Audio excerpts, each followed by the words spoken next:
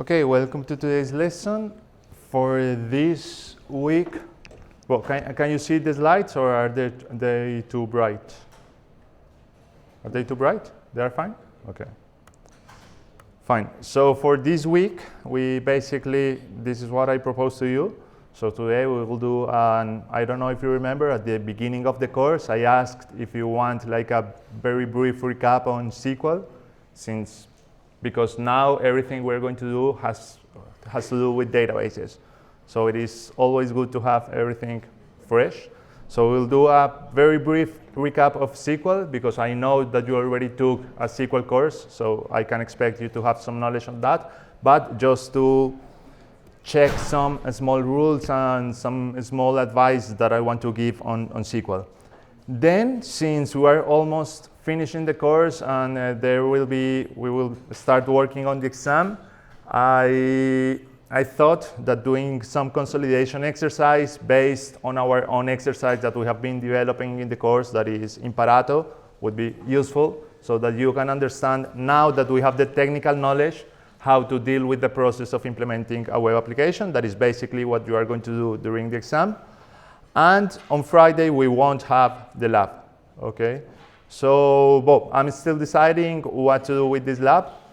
Then we will get on that. Okay. Any questions with the midterm assignment? Is everything working? Yeah. When we don't have to submit it, we have just to push. Yeah, to commit, and then doing the last commit before the midnight of 18 May. Yeah. Other than that, we're fine. Okay? Nice. So, okay, as I told you, this is a very, very brief recap of use SQL, because you already know SQL and you have already seen the course. I think you already know what SQL is. I think you're familiar already with the syntax. We will see some small advice on the basic structure and the syntax, and then we will see some queries, like the most common queries with SQL, okay? So, okay, we're always here. Last time we have seen this slide saying that there are relational databases and no relational databases, and for this course we will focus on the relational databases, which are databases in which the information is represented basically into tables, having the tables columns and having the tables rows. And the way to query and to manage a database, a relational database, is through a syntax, a query language that is called SQL. Okay. Okay, we also said that in relational databases, the reason why we use them is because they guarantee us some aspects, some properties, and in the case of relational databases and the one we are using, it is known as ACID, that is atomicity, consistency, isolation, and durability. And we explained this last time. Okay, so we all know what a primary key is, right? It's the field of a row that identifies such row, okay? So each table must have a primary key. We must define which column or which field of a specific table will represent the primary key. A primary key, by definition, must contain unique values, and a primary key, by definition, can't be null, okay? So the primary key is a mandatory field, a mandatory value that each table into a relational database must have, okay? Okay, well, in this case, as you can see here, each one of the tables has a field that is called ID, and that's the primary key. Question, in this case, for instance, if the person had an email, can I set the primary key to be the email? Is it possible, technically possible? Yes. Technically, it might be possible because it's a is a field that we are expecting not to be null, and we are expecting to be unique. We are not expecting two users to have the same email. Then, from a good practice perspective, is that what we will do? Never. We will always create an ID field, such as this one, just ID. It will be a numeric value. It will have the auto-increment property, so that it will be the database who will manage the ID assignation. And we will never set the primary key to a different value other than the ID, okay? So for keeping the thing simple, we will always create an ID, and we will set that always as the primary key. What's the reason for doing that? Does it have a reason?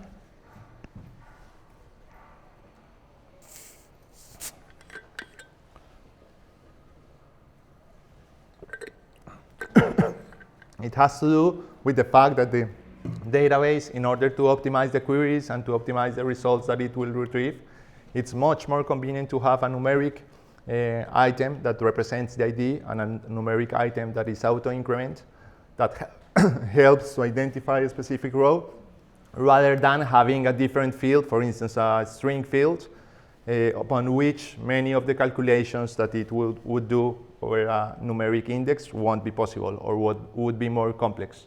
So also for helping with the performance or for contributing for the performance of the database, the decision of setting the ID as a number, as an auto-increment is the option.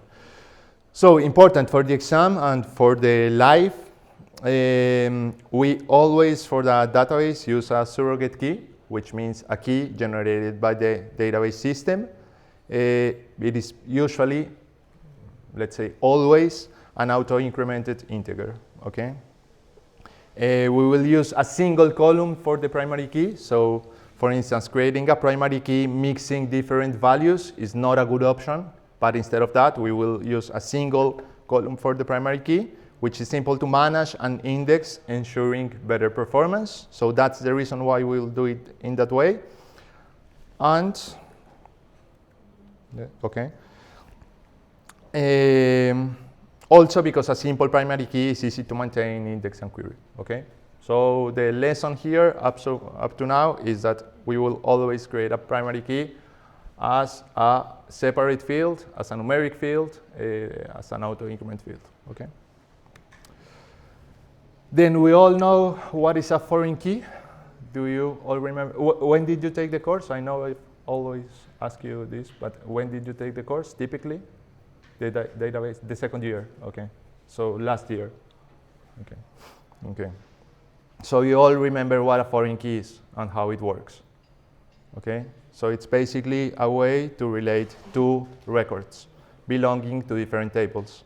So, well, in this case, we have the department, the employees, and in the employees, we can associate a specific employee with a specific department by means of the foreign key, okay? It basically creates a relationship between two tables, linking a column in the table, the foreign key, to the primary key of another one. So here, depna is the primary key, while this is the foreign key. So it basically links this row to a specific employee. And, well,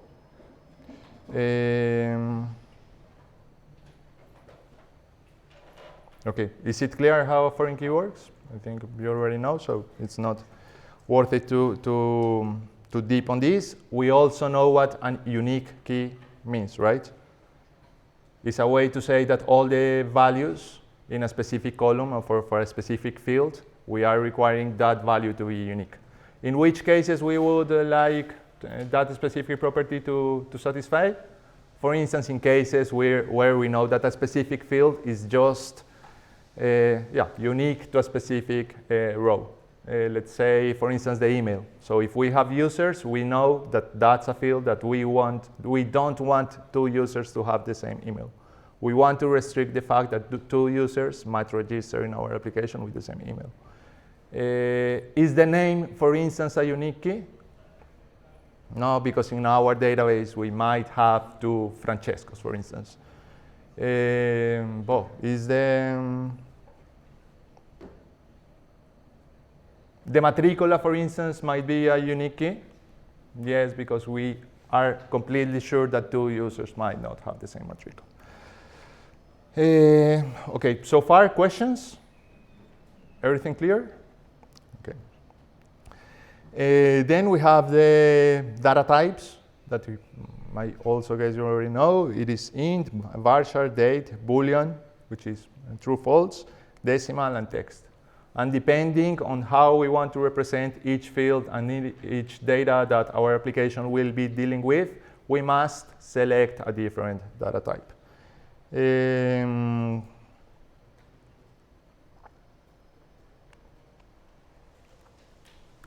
Here it is not written in the slide, but I want to remember once again, are we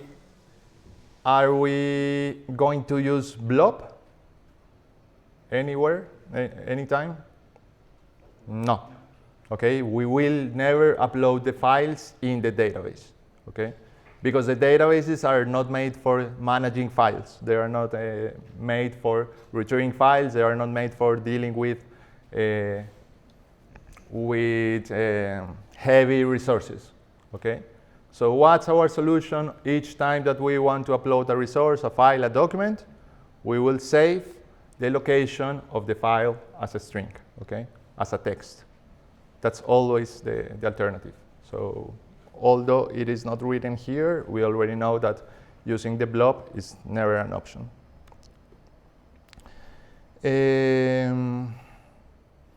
Okay, then we can add constraints. So for instance, the most used or one of the most popular constraints is the not null constraint. Each time that we want a value to be present, we set the not null constraint. I don't know if you remember in the SQLite browser, how did we had like the checkboxes to indicate when we want a specific column not to be null. And of course, in this case, for instance, when we determine that a specific field is not null, then it will have a repercussion on the front end, right? We will map the decisions that we will make on the database up to the front end. So if here in the database we set this not null constraint, what are we expecting to do in the front end? Required. In the form, we are expecting to have the required field, so that we force from the front end up to the back end that specific, I mean, that consistency between all of the data. Okay. Then here, this might be more tricky, but I suppose you already see this, and it's the cardinality. So which kind of relation are we trying to represent when we are designing our database? So we might have one entity in our database that has associated many other entities of other kind in the database, okay? So one row of our database is associated with different rows in a different table, okay? In our specific case, we might think, for instance, one tutor might be teaching different subjects, okay? So in that case, it's one relation from one to many. Of course, there is the relation one-to-one that is kind of less common, because if we have a relation one-to-one, what could we have done? Set all of the information in the same row, no? Without splitting into two tables. So it's less common, it's not wrong, it might happen, but if we typically know that the relation is one-to-one, we try to, or typically we would try to save or to store everything in the same table. The one-to-many is much more common, and it makes sense. So when we identify during the design process that one entity is related to many entities of another type, we use a one-to-many. The way of implementing one-to-many relation is as shown here in the interface, so in the diagram. So from this diagram, how do you interpret this? Which one is the one and which one is the many?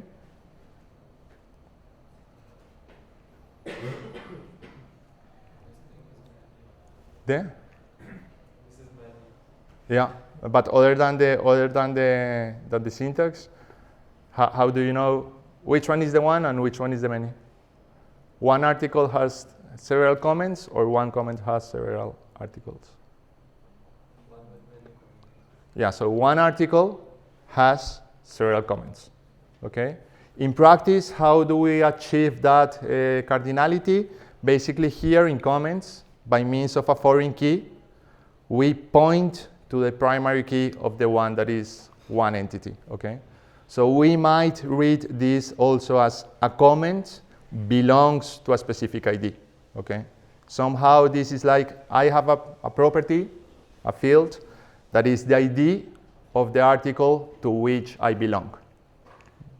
So well, we can basically understand the relation like this. If it were the opposite, so in this case, the foreign key would be here, and it would be pointing to the comments, okay? Then there is another that is more challenging than that. That is the many-to-many relationships. So one entity might be related to several entities of the other kind, but several entities of the other kind might be related to several entities of the first one. So yeah, for instance, one tutor might be teaching different subjects, but different subjects might be taught by different tutors. So it's not one-to-many. It's not that one user has exclusively a set of subjects, but such subjects can be taught by different tutors, okay? Is clear that relation? So in that case, what's the alternative? To create an intermediate table like this, in which we relate two entities. So we have one row indicating that a specific, in this case project, but let's say this could be like a tutor, is related to a specific subject, okay? And if, for instance, if this tutor were associated to different subjects, in that case, we would have another row saying, for instance, we have the tutor 1 that is associated with math. And we have the same tutor 1 that is associated with informatics. And we have another row with the same user 1 that is associated to physics, and so on. Okay, so this is the way of achieving that specific relationship from many to many.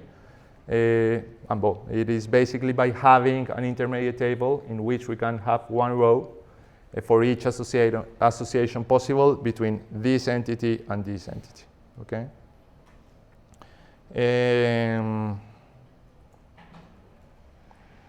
Yeah, well, I don't know. So for instance, in this case, that is employees and projects, we might say that the employee with the ID 0 might belong to project 0, but the employee with the ID 0 might also belong to the project with the ID 1, and the employee with 0 might belong also to project 3.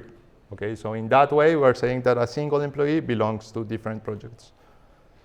And we might then also say that the project 3 is also associated not just with the employee 0, but also with the employee 1 or with the employee 2. So by doing that junction between the attributes, we can express that specific kind of relation that is many to many. Okay? Is this clear? If many to many is clear, we are done. Questions? Nice. Okay, and then we have SQL, that is a domain-specific language designed for managing and manipulating the data in the databases. It is not as the other programming languages that we might be thinking of, like Python or Java or C++, that we can do everything with those languages and build a different set of things. But in this case, it's a specific purpose, a very domain-specific language for a specific purpose, that is the one of managing and communicating with that database. It is declarative, meaning that we say the database what we want, but know how to do it. Okay? So for instance, in Python, when we create a function, we are programming how do we want to fulfill a requirement, how do we want to implement a functionality. In this case, we're not saying the database how to solve our query, but we are just indicating what our query is, okay? So if we write the query with the right syntax, then we don't know how it's, we know, but it is not our responsibility anymore to implement the specific function. So with SQL query, other than querying and other from modifying the data, we can do basically everything, managing everything. We can create and modify tables and databases. We can insert, retrieve, update, and delete records.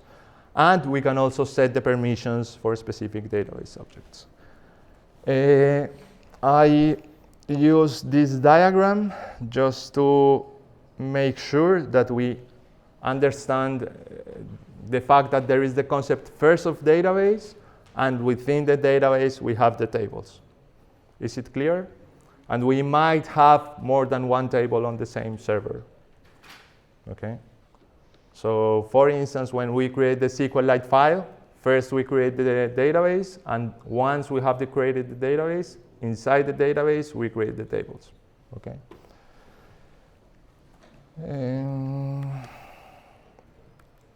So far, everything clear? Questions? Okay.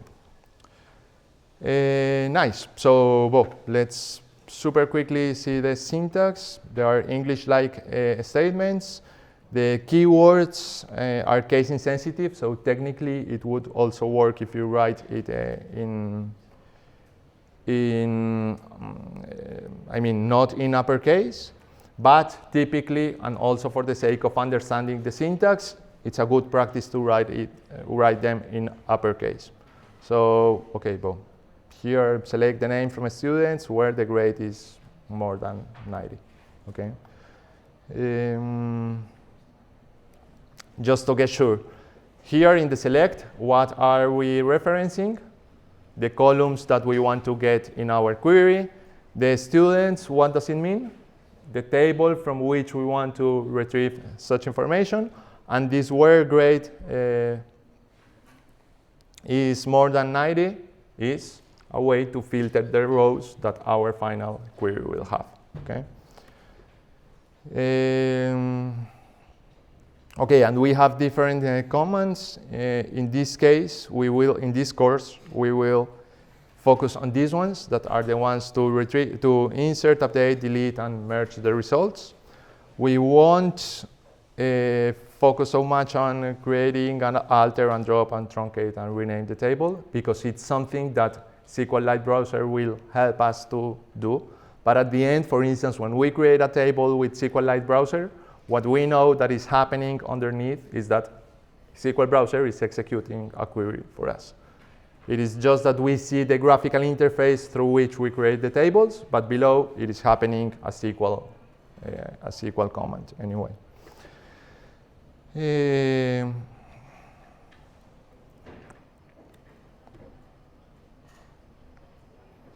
Okay, so the select is to retrieve data from a table. We always select the column from a specific table name. We might set a specific condition so that we can filter the name of the number of rows and or the set of rows that the query will retrieve. We can order also the results that we get. So we can order by a specific criteria, setting if we want to make it ascendant or descendant. Question: if, for instance, there is a requirement that says that all the results must be retrieved alphabetically, for instance, is it a better idea to set or to delegate that responsibility to the database, or is it better to get the results and then order by ourselves when we have them on Flask? Delegate to the database. Why? Because the database is super specialized and super capable of doing that, and it is optimized for doing that kind of operations. So instead of doing it ourselves, if we have the option of letting or to give that responsibility to the database, we will always try to delegate that responsibility to the database.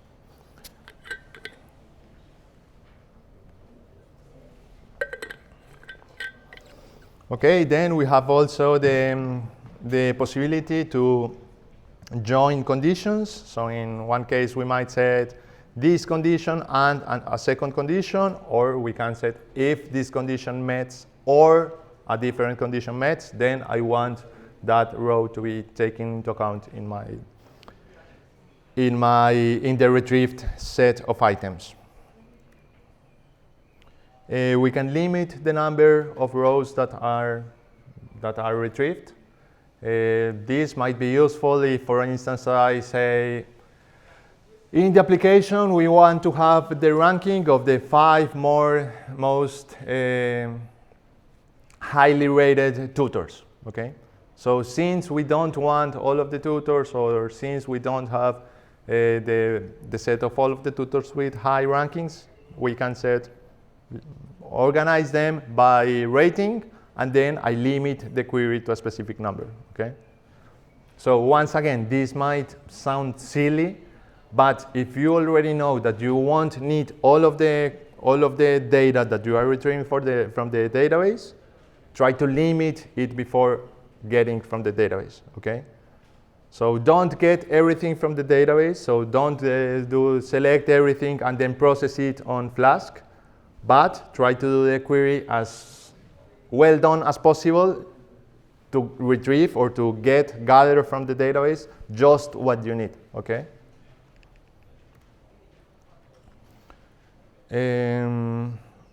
Okay, the insert, I think we already saw in practice. We basically specify in which table do we want to insert the things. We specify on which columns are we going to insert the values, and then we specify which are the specific values that we are going to enter, okay? I don't know if you remember in Flask, how do we deal with this insert? And we did with placeholders, right? So that with placeholders, we create the query, and then we specify which values we're going to assign for each placeholder. We have the update. The syntax is this one. I think you're already familiar. In a specific table, we want to assign specific values to specific columns. So in this case, it's not to create a new row, but on a specific row, we want to assign this. How do we know on which specific row we want to update something? With this where that in this case specifies the condition. So in the row whose ID is 1, I want in the table students, I want to set the age or the field representing the age to 23. Okay.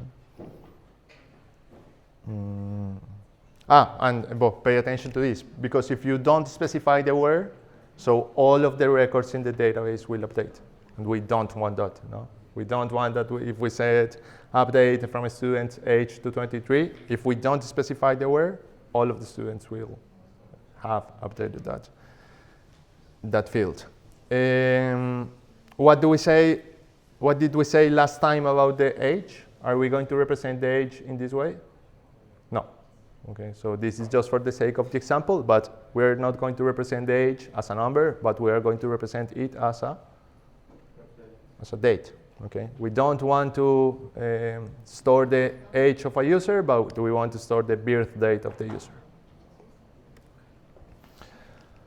And then we have the remove records, that is delete from table name where condition is meets. Another question, are we going to delete records from our database typically? Do you think it is a good practice to delete things from the database? Why not? Because if I will just, I think, I guess that I can think when a user wants to delete its account is very rare, and nowadays companies like to collect data, so I think they like to delete the records. Yeah, somehow that's completely true. In real life, data is super valuable, and from data you can extract a lot of information. So even if, for instance, we have a platform and a user wants to get off from our platform, having a record or storing traces of which were the activities that the user did in our platform, how long the user stayed in our platform, when did he get off from our platform, after doing which activities did he get off. Do we want to know if a tutor got bored from our platform after doing 4 or 5 lessons, or if he didn't at least try to do anything? So of course, always doing this ethically, but having data and having traces of how the users behave in our platform is always super valuable, because it can give us information and it can give us insights of how the users are behaving in the platform, if we are talking about users. So typically, the approach, and also from a technical point of view, when we delete something, it means that all of the rows in different tables and in different entities that are associated with the row we're trying to delete must also be deleted, okay? And that is not trivial and might have like consistency issues. So typically, the approach is not to delete a row or not to delete things from the database, but how do you think we deal with that? Having a different field that is something like active or active, that might be Boolean, and through that specific field, we might express if a specific row, if a specific instance of an entity is still active in our platform, or if a specific image is still available in the platform.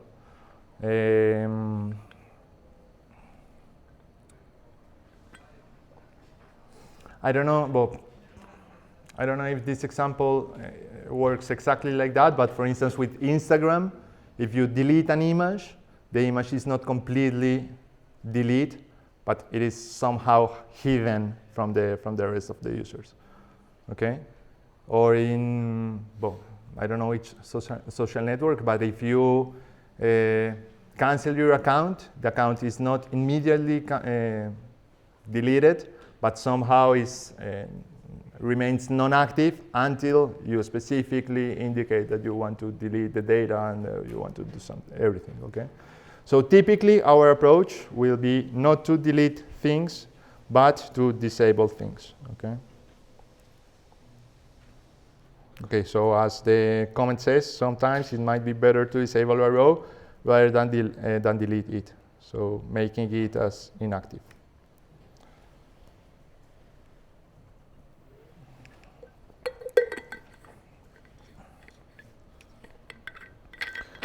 Okay, yes, I think you know more than me about these operations. So first, we have the inner join. I don't know if you know how it is made. How does it work?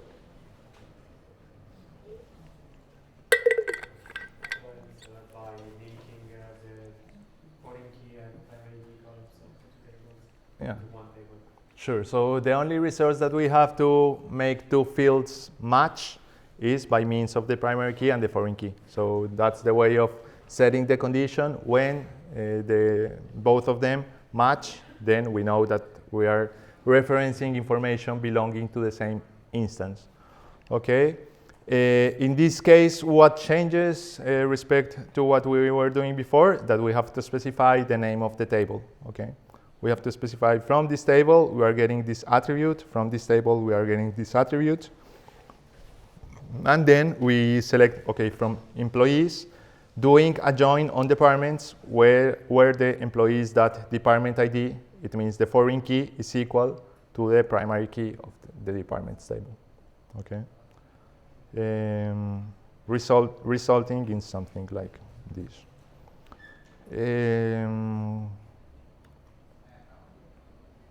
What is the difference with this one?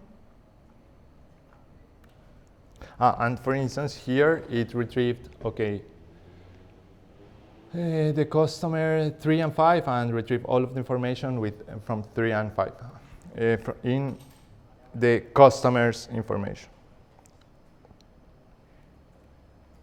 Mixed with the table information. Okay, so from here it got the customer ID, the first name, And from here, it got the amount. What's the difference with this one?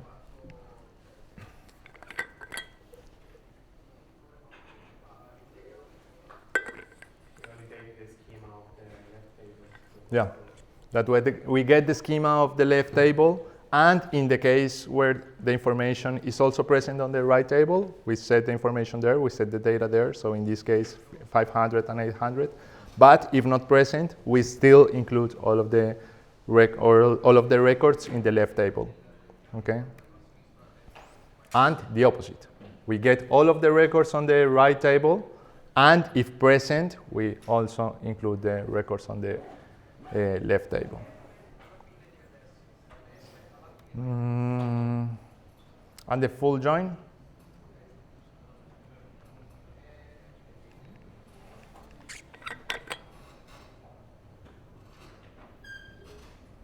We combine both of them, and we basically return all of the employees and all of the departments with null for unmatched rows. Okay.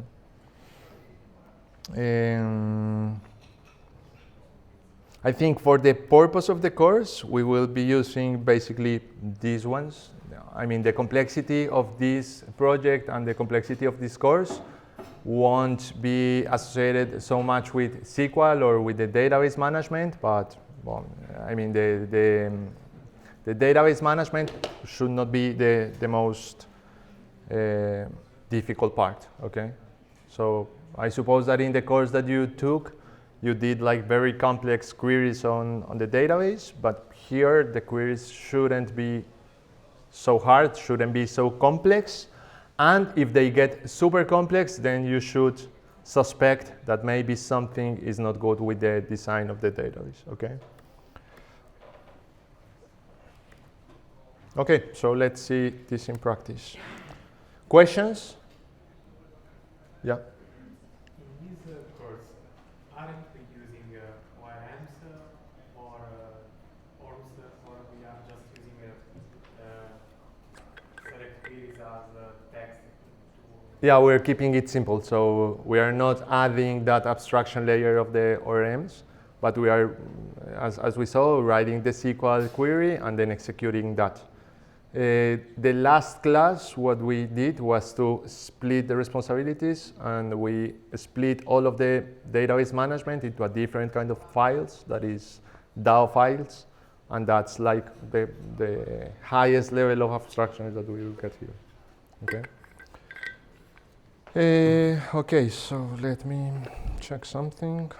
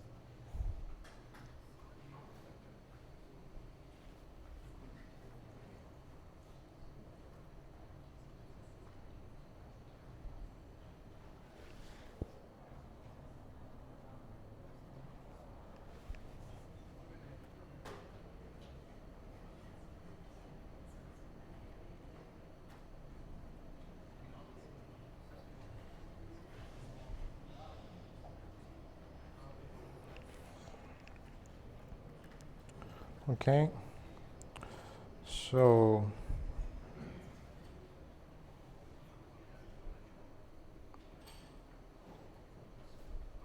okay, in the calendar of the course, I basically added this document. That is something that I invented basically on what we have discussed about the platform that we want to build, okay? So somehow I try to abstract which are the requirements that we are trying to identify or that we will be working on a platform, on the implementation of a platform as the one that we have discussed here, okay? What's the idea? Based on these requirements, try to design the database that would support these requirements, or the data structure that would support these requirements. Why is this super important? Because it's basically what you will have to do with the exam of the course. And not just with the exam, but in real life, it will work that way. So all of the decisions that we make on how to represent data in a database basically depend on the requirements. That's the reason why I did this document. Because without requirements, we don't know how we are going to design the data. We don't know how are we going to structure the entities, which are the entities, how they will behave, which data are we going to capture. So all of the design must always be done over the requirements. And as I told you last week, always the approach here for implementing this kind of application, but I think it applies to all kinds of applications, is always a bottom-up approach, okay?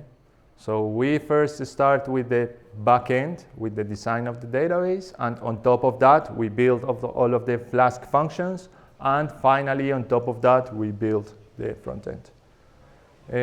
What's the reason for that?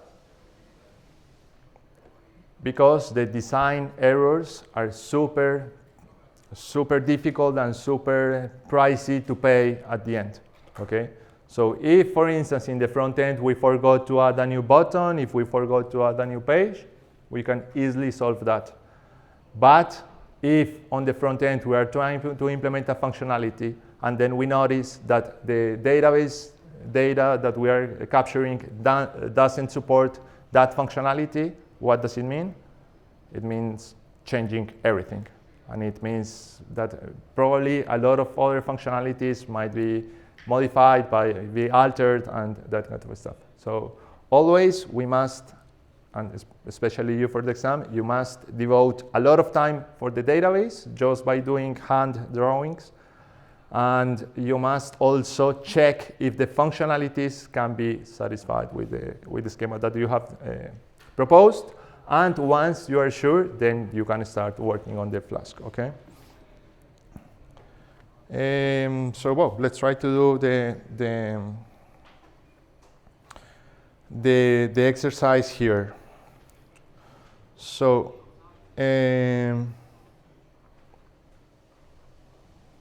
have you ever tried to design a database, or what you have done so far was more like using a database given to you? Also design, okay. And what should be like the first thing that or what was the first thing that you tried to identify when designing a database? The entities, right? Okay, nice, super nice. So, Bo, let's try to identify entities here, since you already have some experience. Okay, so general description, the web application enables users to search for tutors and book personalized lessons based on their learning needs, okay? So from this phrase, from a single phrase, well, we don't already know all of the information, but it seems somehow that that the users seem to be like an entity. We might say, like, for instance, tutors could be something we want to represent in our application, and that lessons might also be important. Do we agree? Users can also register as tutors. Okay. We still don't know how we're going to deal with that tutors property, but let's say that, for instance, it is important to identify it as an entity. Lessons, we already had that. And then we have subjects or skills. Okay. Am I missing something there as an entity? Okay. So, okay, functional requirements. So the registration and authentication, the user, that we already had the user, must be able to register, creating a personal account, providing first name and last name, email address, password. So, okay, the idea or the ideal way of doing this is to read all of the document looking just for entities. Then to read again the document looking just for the attributes, okay? Since we don't have that much time, let's try to do everything on the same read. So these properties here seem to be attributes, right? Then we will have to identify attributes belonging to who, but for now we'd say that these might be attributes. After registration, the user must be able to log in by entering their email and password. Okay, we already had email and password. In case of incorrect credentials, an error message must be displayed. Okay, a password recovery system must be provided. Okay, the tutor profile creation. A user who wants to offer lessons must be able to register as a tutor by creating a tutor profile.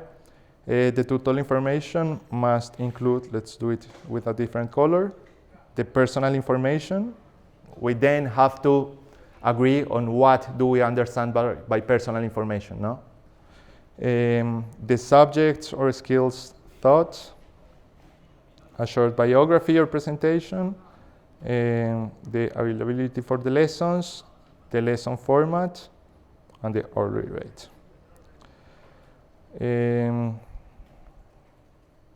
Okay, am I missing something up to now? Okay, after authentication, the user must be able to search for available tutors. The user must be able to filter the tutors by subject or skill. We already had represented that specific attribute before. The availability and the lesson format and the price range. I think the price, we haven't said anything about the price. So here, price seems to be something important to represent. For each tutor, the platform must display name, subjects, short description. Did we have description? Okay, we had it here, the description, and the hourly rate and availability. The user must be able to view the full profile of a tutor, and for each tutor profile, the system must display the personal information.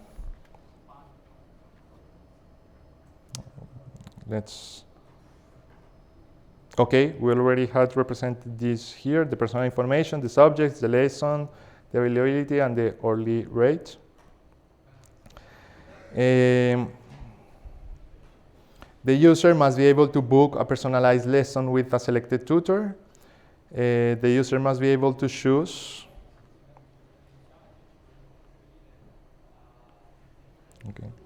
a date, a time slot, and a lesson format.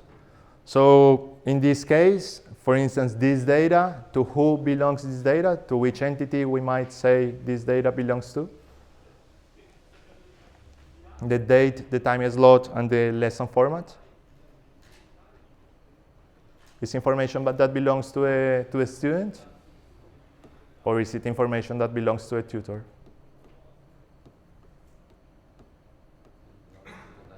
Belongs to the lesson, right? Okay, so we already might be identifying the entities with the specific attributes. Upon confirmation, the system must record the booking and associate it with the student and the tutor, update the tutor's availability, and display a confirmation message.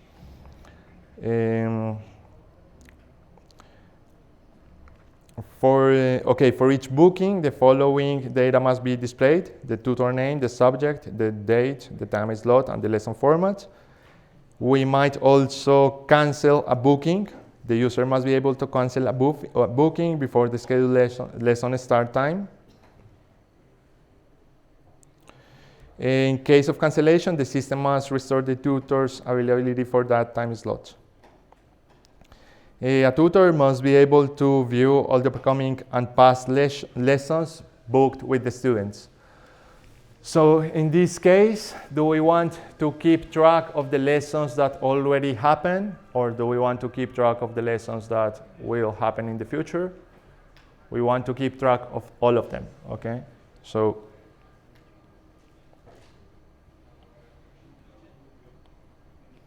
these past lessons might also have some repercussions on the database design. And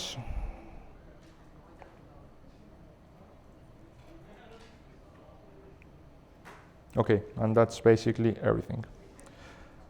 So now that we have read the text, of course, I'm doing this super quick here, but in when you are going to face the exam, please devote a lot of time to this activity. It's not wasting time. Maybe you have the impression that if you are not coding or programming something, you are wasting the time, but not. Please devote a lot of time for this. That is super important. Okay, so which entities do we have?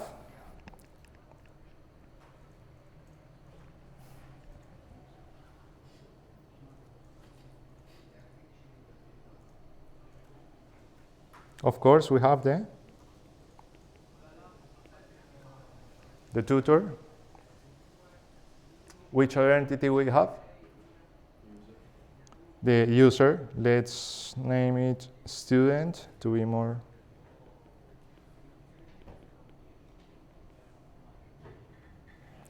Which other entity? Lesson.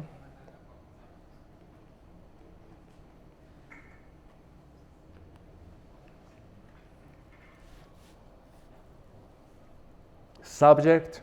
Do we want to represent subject as a different entity? This, for instance, is a decision that it seems silly, but it's a first decision that we have to make. Do we want to have a different table in which we have the subjects available, or do we want a column within each tutor indicating which subject does he teach?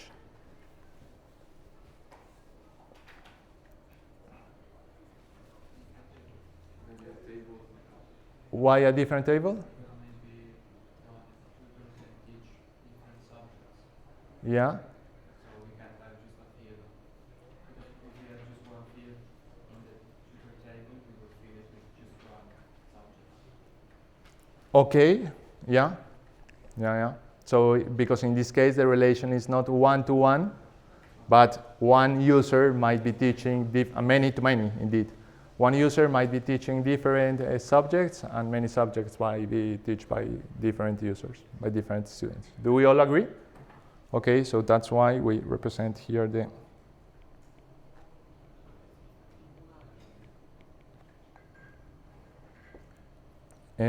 what else?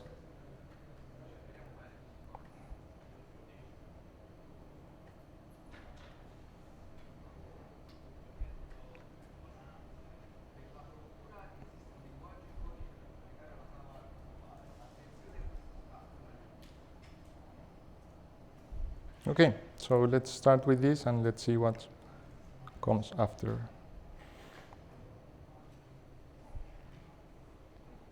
Or let's do it here.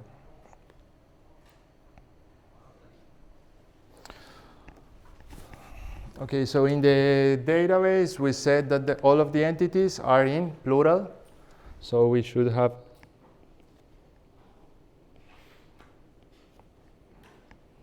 the students.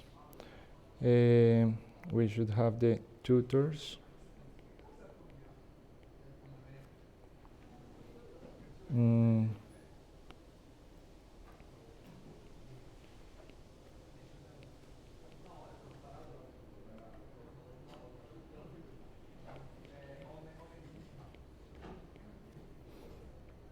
Okay, was that everything? Okay.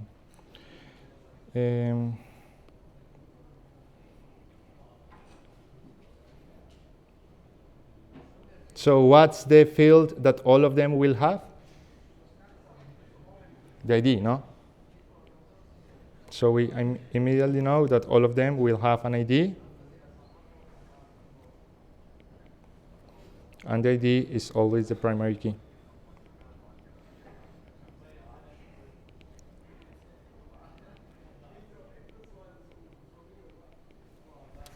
Okay? Here I might ask you, how are we going to represent? Or let me rephrase the question like this. Can a student be also a tutor? And can a tutor also be a student? Or they are like two different separate categories? What do we want?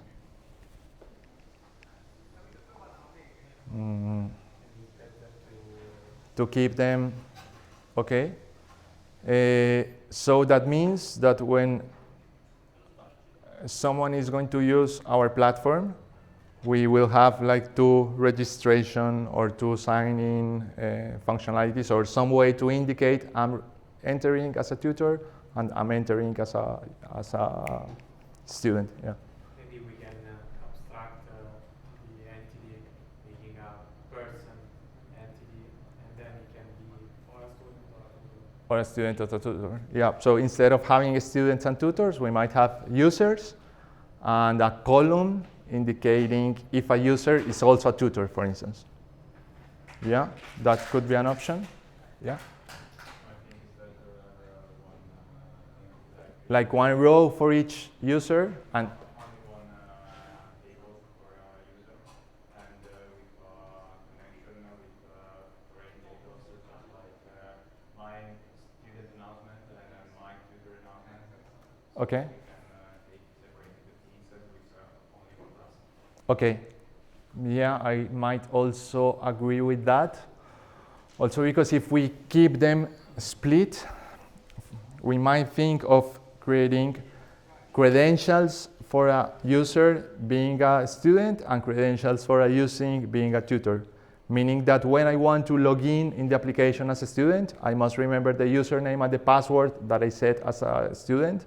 But if I want to log in the application as a tutor, I must remember different credentials. So that's like not the most elegant and practical way of dealing with that. It would be better if I can register and log in just once, and once I'm in the platform as a single user, I can decide which role do I want to take. Can I log with the same username and password, and then the behavior of the web app Changes? Yeah. Sure. between we can choose in the login phase to log in as user or student. The account Yeah. is the same, but the panel is Yeah. That is something similar to what happened.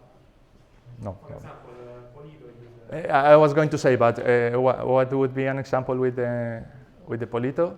When you log in, what happens? It was a bug, but a year ago Okay. I had after I logged in the portale della Yeah. Politecnico, I could choose in a drop down on my face, on my profile icon, to be to log in with my matricola, Yeah.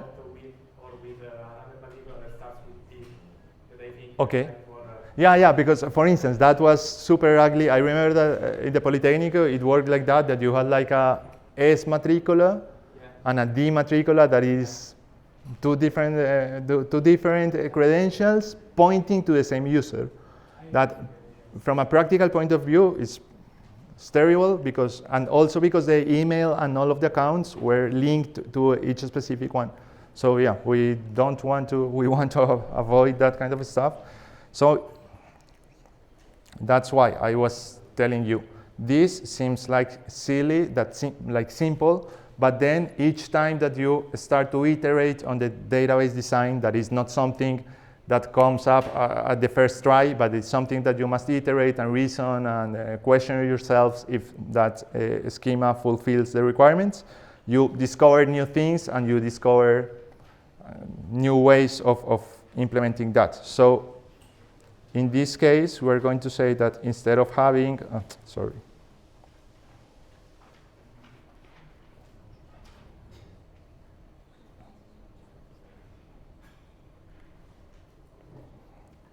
these separated tables, we will have users.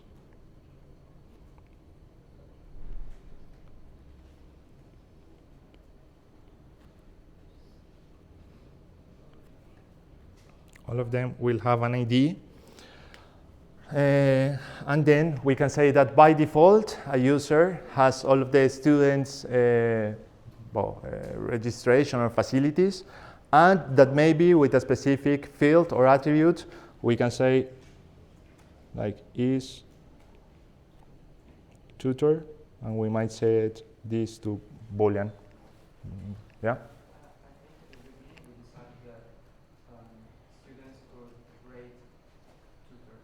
Okay. So maybe we need two different tables, one for students and one for tutors, and then one table between these two tables that connects the ratings of the students to tutors. Sure. That's another good question. Does the student rate the tutor, or do the students rate a lesson given by the tutor? Not in the drawing we did at the beginning, there is the tutor with ratings. Sure, but in the database, how are we going to represent that ratings? Because yeah, sure, in the graphical interface, it might seem that the ratings belong to the tutor. But somehow, below in the data management, we must figure out how to deal with that ratings.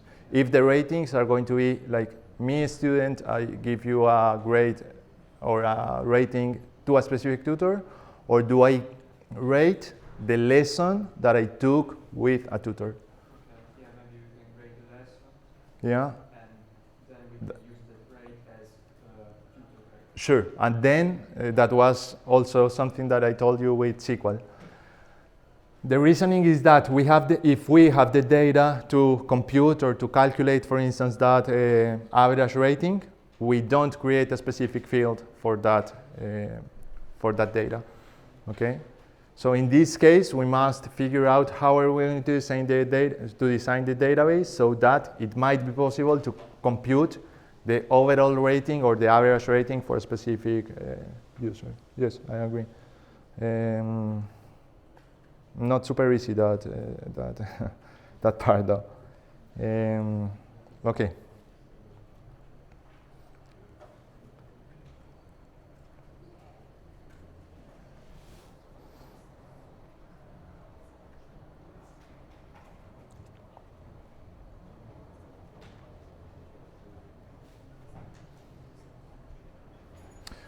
Question: are we going to represent? How are we going to deal with the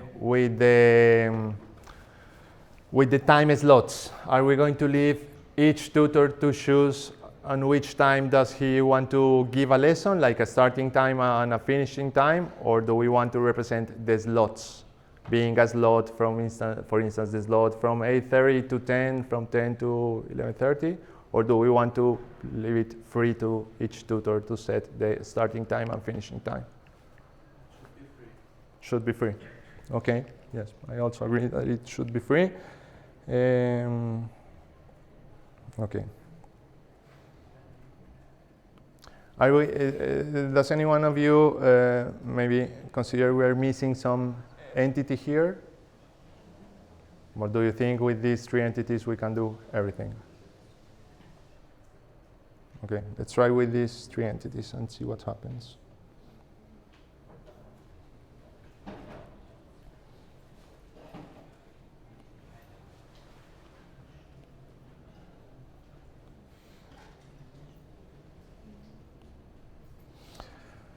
Of course, there is all of the attributes that we have to represent for each entity, but let's try in these 5 minutes to identify what's going to be the cardinality between these elements. So a lesson, one single lesson, will be associated with how many subjects? 1. I think 1 is the best option, no? So in that case, we are not giving the chance to a specific tutor to give one lesson about different subjects. But I think it's reasonable not to allow him to do that. Okay? So it's a design decision made by us, but that has a repercussion on how the platform will work and how the users in our platform will behave. So we might say that one lesson, that this one is a one-to-one relationship, must be associated with one subject.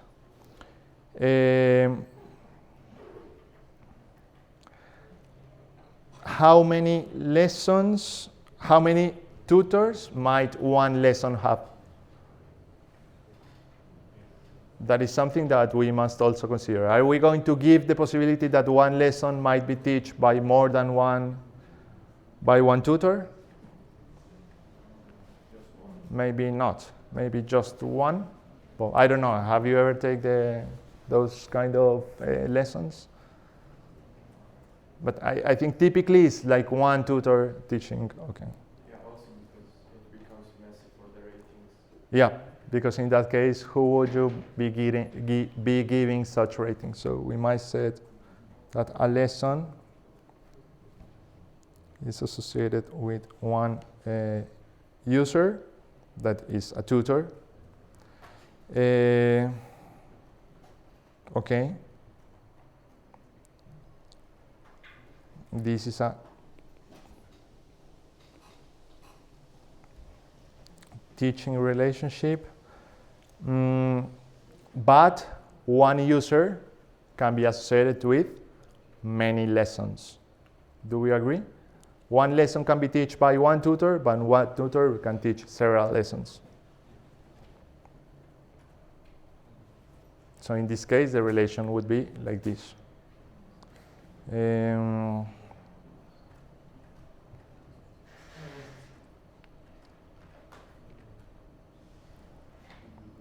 This one represents the teaching, okay?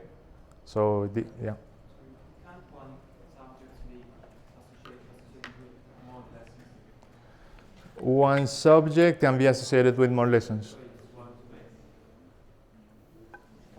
One lesson is associated to just one subject, but one subject can be taught in different sessions. Yeah, I agree. So it is not one, two.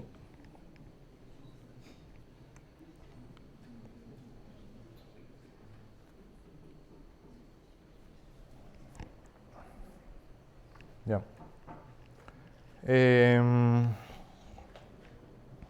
So this one is teaching. Then the relation between the users, being the user and student, and the lessons, how would that relation work? I mean, this one as, well, I don't know.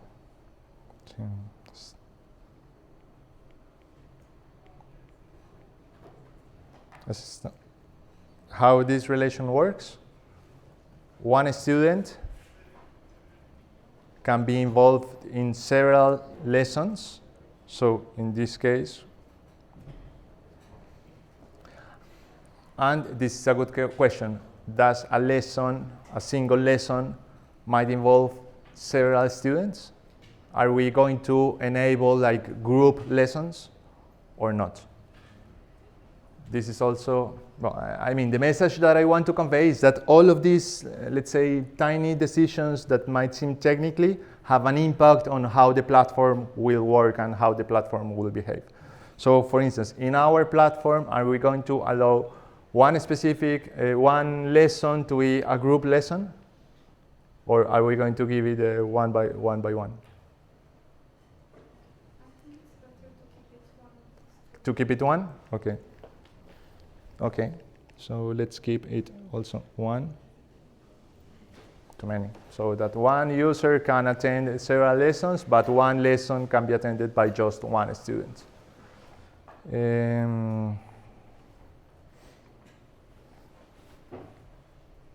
Okay, so today let's say that we have started to design this database. Tomorrow we will continue on this, and based on this we will start working like with the implementation. So that I want to show you like the whole process. The message that I wanted to give you today is that something as might seem silly as doing these hand drawings has a huge impact then on the implementation, because depending on the decisions that we take here, our application will provide or not some specific functionalities and some specific ways of behaving. Okay? Questions? Okay, so well, let's stop here and we'll see you tomorrow.